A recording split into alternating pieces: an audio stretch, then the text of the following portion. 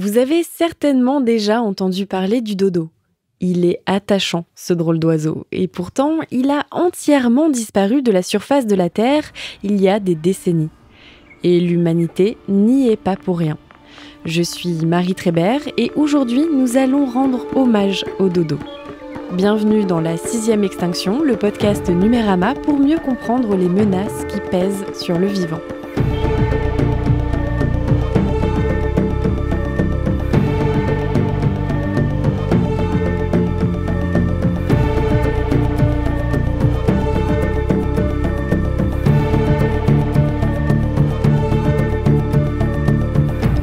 Nous l'avons vu, l'histoire de la vie sur Terre a été ponctuée de catastrophes. Mais l'arrivée d'un drôle d'animal allait marquer celle-ci bien autant qu'une météorite.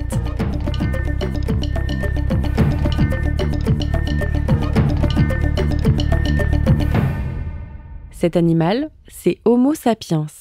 Une arrivée qui ne s'est d'ailleurs pas faite d'un coup, puisque l'origine de l'être humain, du genre Homo, se situerait il y a environ 2,8 millions d'années. Et aujourd'hui, Homo sapiens, apparu il y a environ 300 000 ans, est le dernier représentant de ce genre. Le Paléolithique, qui constitue la période la plus ancienne concernant l'évolution technique et culturelle de l'être humain, entre 1 million d'années et 8000 avant notre ère, va marquer un tournant sur la manière dont cet animal étrange va conquérir et utiliser la nature à son avantage. Maîtrise du feu, fabrication d'outils, élaboration de campements, chasse et pêche. Aujourd'hui, les scientifiques ont établi que des espèces ont disparu pendant cette large période d'installation de l'être humain. Cette période verra partir de grands mammifères terrestres qu'on qualifie de mégafaune, comme le lion à dents de sabre, l'ours des cavernes, le rhinocéros laineux, le smilodon ou encore le mammouth. Mais comment savoir si l'humain, à l'époque, est responsable de ces extinctions ? Aujourd'hui, la réponse est incertaine. Mais ce qui est sûr, c'est que les hommes préhistoriques ont forcément eu un impact majeur sur la biodiversité. Malgré sa faible densité de l'époque, Homo sapiens bouleverse bien la nature et les espèces avec lesquelles il cohabite. Puis, il y a environ 5000 à 500 ans, l'être humain a commencé à explorer le monde. Il grimpe dans ses bateaux et colonise petit à petit les îles. Des îles jusqu'ici jamais explorées par les humains. On estime que certaines espèces ont vite disparu à ce moment-là, comme l'oiseau moa de Nouvelle-Zélande, les lémuriens géants et les éléphants de Madagascar. Il en faut peu pour faire vaciller certains écosystèmes. De plus, de nombreux vertébrés plus petits ont succombé aux pressions combinées de la chasse, de la déforestation et des impacts des espèces exotiques transportées par les humains voyageurs. En parlant d'oiseaux, si je vous dis dodo, cela vous évoque certainement quelque chose, car c'est probablement l'espèce disparue la plus emblématique au monde. Mais connaissez-vous son histoire ? Car nous allons découvrir que celle-ci est souvent empreinte d'idées reçues et de raccourcis farfelus. Oiseau endémique de l'île Maurice, le dodo ressemblait à un gros oiseau patapouf un peu rigolo. Oui, c'est l'image qu'on a de lui aujourd'hui puisqu'on l'a croisé dans bon nombre de dessins animés, de BD ou d'histoires pour enfants comme le célèbre Alice derrière le miroir de Lewis Carroll. Dans la culture populaire, c'est une star. Dodu, incapable de voler, pas adapté à son environnement, maladroit, c'est le portrait classique, comique, qu'on dressait et qu'on dresse encore de lui. On le moque, le dodo. C'était presque déjà à la base une étrangeté du vivant, une erreur de la nature, sa disparition n'était qu'une suite logique. Et son histoire a marqué l'imagination des premiers naturalistes qui ont commencé à comprendre ce qui lui était arrivé.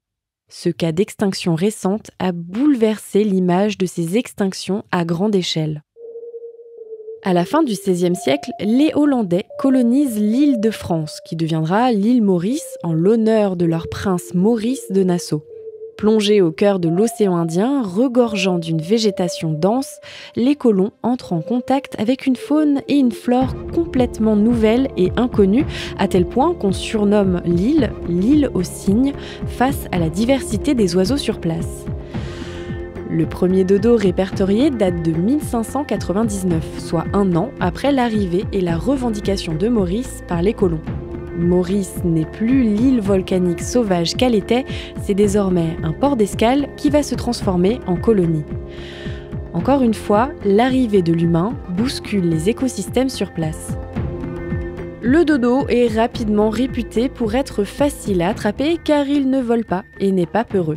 Les Hollandais tentent d'exploiter sa viande, mais ils déchantent rapidement. Ils surnomment le dodo « oiseau du dégoût ». Sa chair est immangeable, mais son gras, lui, est exploité comme baume aux vertus apaisantes. Le dodo était une espèce endémique, c'est-à-dire qu'il n'en existait pas ailleurs que sur l'île. On ne connaît pas la date précise de la disparition du dodo, mais on estime qu'elle serait située entre 1679 et 1693 et que le dernier spécimen vivant aurait été observé en 1679. En seulement un demi-siècle, le dodo disparaît définitivement. Curiosité naturelle, un dodo vivant a d'ailleurs été amené en Angleterre et à sa mort, sa peau est exposée au musée. Un siècle plus tard, la peau est jugée si endommagée qu'elle ne présente aucun intérêt et elle est détruite. C'était là peut-être une des dernières chances d'étudier et comprendre la vie et l'extinction du dodo. Tout ce flou sur sa disparition, le manque de preuves concrètes et les descriptions maigres de l'animal permettent alors aux idées reçues et représentations grotesques de s'enraciner dans la culture populaire. Il devient alors cette icône de l'animal pâteau, disparu et rigolo. En 1865, un ingénieur du nom de Harry Higginson, impliqué dans la construction de lignes de chemin de fer dans le sud de l'île Maurice, fait une drôle de découverte. Il découvre alors un petit marécage intrigant, jonché d'ossements. L'homme observe les os et constate que ceux-ci semblent appartenir à des oiseaux. Ce sont en fait des fossiles.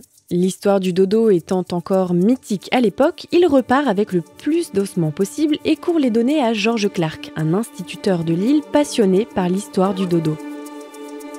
Le verdict tombe alors. Ils sont bien en possession de fossiles d'os du dodo. Et ce marécage, c'est la mare aux songes. Aujourd'hui encore, la mare aux songes est le terrain de bon nombre de scientifiques. Ce gisement de fossiles a permis de grandes avancées dans la connaissance scientifique de cette espèce. Mais, petit bémol, le marécage n'a fourni que des os isolés de plusieurs spécimens de l'oiseau. Difficile alors de reconstituer l'anatomie complète de la bête. Un squelette de dodo quasi complet a pourtant été trouvé au début du XXe siècle par un amateur au nom de Étienne Thiriou. Hébergée par le Mauritius Institute de Port-Louis à Maurice, celle-ci n'avait jamais vraiment suscité grand intérêt. En 2011, une équipe de scientifiques décide de dépoussiérer ce vieux squelette et le passe au scanner 3D. Des paléontologues se joignent à l'aventure et vont alors de découverte en découverte. L'oiseau était bien dodu, mais moins que ce qu'on pensait. Sa cage thoracique est en réalité assez fine et sa posture droite. Ses articulations des genoux se montrent être extrêmement solides, ce qui faisait de lui un excellent grimpeur d'arbres et de rochers. Les os de ses pattes montrent aussi qu'il était capable de se déplacer vite et longtemps. On est loin de l'image du dodo grassouillet, lent et maladroit qui se laisse approcher à tout bout de champ. C'était bien un oiseau agile. Mais pas que. Son crâne s'est aussi révélé tout à fait étonnant. Son cerveau aux dimensions inhabituelles s'apparente à plusieurs espèces d'oiseaux toujours vivants dans les environs. Des pigeons. Le dodo était doté de grands bulbes olfactifs lui permettant de sentir les fruits mûrs par exemple et disposait donc d'un excellent flair. Son cerveau s'est révélé être proportionnel à sa taille corporelle, ce qui est donc un indicateur fiable pour dire que non, il n'était pas complètement stupide. Le mythe du dodo s'effondre. Mais les surprises ne s'arrêtent pas là. Géologues, paléontologues et autres chercheurs aux multiples disciplines se sont affairés pour résoudre les énigmes du dodo. L'île Maurice est une île qui a été traversée par des épisodes volcaniques parfois extrêmement brutaux. Il y a 4200 ans, un épisode de sécheresse d'une rare violence s'abat sur place. Des incendies ravagent les forêts et l'eau se fait rare.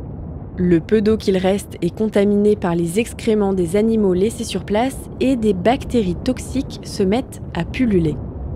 Les scientifiques estiment qu'à l'époque, des milliers d'individus, d'une vingtaine d'espèces, ont péri.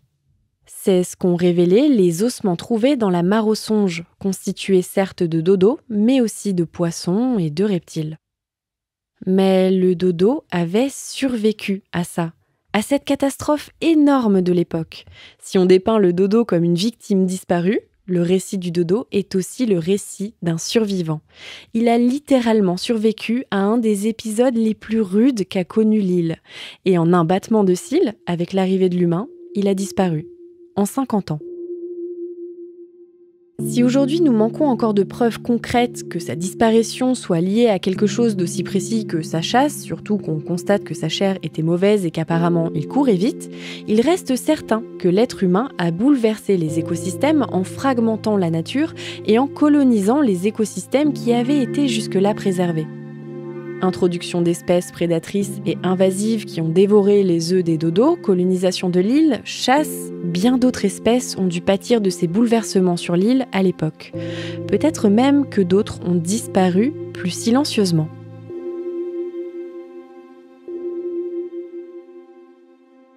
À partir du XVIe siècle, les colons ont fait trembler la biodiversité mondiale. On sait aujourd'hui que l'être humain est pleinement responsable de la disparition de certaines espèces à cause de ses activités et des conséquences qui en découlent. Et à cette époque, d'autres espèces vont faire face à l'extinction de leur genre, parfois encore plus rapidement que le dodo. En Australie, au début du XXe siècle, c'est le thylacine ou loup de Tasmanie qui va disparaître. Mais pour le coup, pas de doute cette fois-ci. C'est bien sa chasse intensive qui va le mener à l'extinction. Les colons européens voient en lui un loup assoiffé de sang qui dévore le bétail. Sa tête est alors mise à prix. 1 livre par adulte, 10 shillings par juvénile. De quoi motiver les troupes. Et ça marche si bien qu'entre 1888 et 1909, 2180 primes sont distribuées. Il est traqué et abattu en masse jusqu'à disparaître complètement.